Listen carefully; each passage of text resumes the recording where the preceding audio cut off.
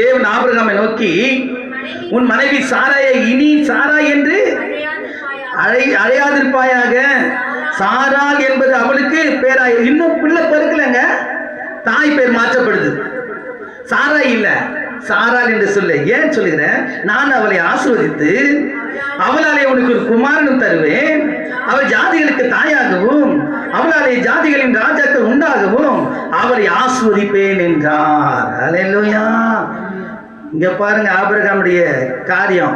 அப்பொழுது ஆபிரகாம் முகங்குப்புற விழுந்து நகைத்து, 100 வயதானவனுக்கு பிள்ளை பிறக்குமோ, 90 வயதான சாரால் பிள்ளை பெறுவாளோ என்று தன் இருதயத்திலே சொல்லிக்கொண்டு. அல்லேலூயா. நான் பாருங்க, அப்பொழுது தேவன், உன் மனைவியான சாரால் நிச்சயமாய் உனக்கு ஒரு குமாரனை பெறுவான், அவனுக்கு ஈசாக்கு என்று. என்னங்க இது? 25 வருஷம் இல்லாதது இப்போ என்ன பண்ணுது? உனக்கு ஒரு புள்ள வரும், அவனுக்கு ஈசா என்று பேரிடு. இதாங்க தேவன் செய்ய நினைத்ததை யாரும் என்ன பண்ண முடியாது, தடைப்பட முடியாது. அந்தந்த காலத்தில் அந்தந்த காரியங்கள் நடக்கும். ஆனால் பொறுமையோடு நாம் காத்திருக்கணும். அதிகாரம் 10-14 வசனம் பாருங்க.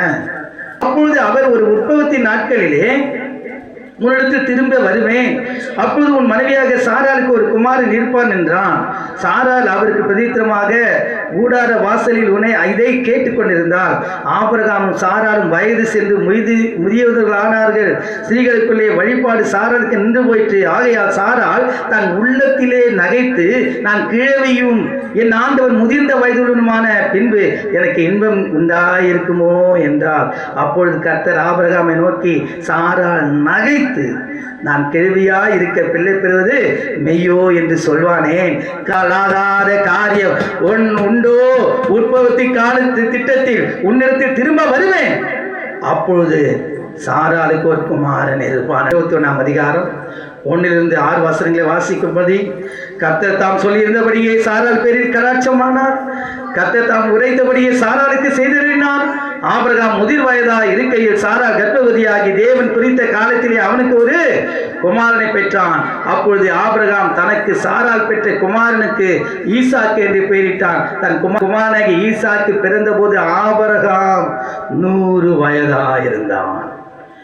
அருமையான தேவனுடைய பிள்ளைகளே, என் கர்ப்பம் செத்து போச்சு, எனக்கு ஸ்திரீகளுக்குள்ளே வழிபாடு நின்று போச்சு, இனிமேல் எனக்கு இன்பம் உண்டாகுமா என்ற எல்லா வார்த்தைகளையும் ஆண்டு கேட்டிருக்கிறார். வாழ்க்கையில் ஒரு அற்புதத்தை செய்த தேவன் இன்றும் ஜீவனுள்ள நம் மத்தியில் இருக்கிறார். நல்ல கரந்தட்டி ஆண்டு நாமத்தை உயர்த்துவோமா?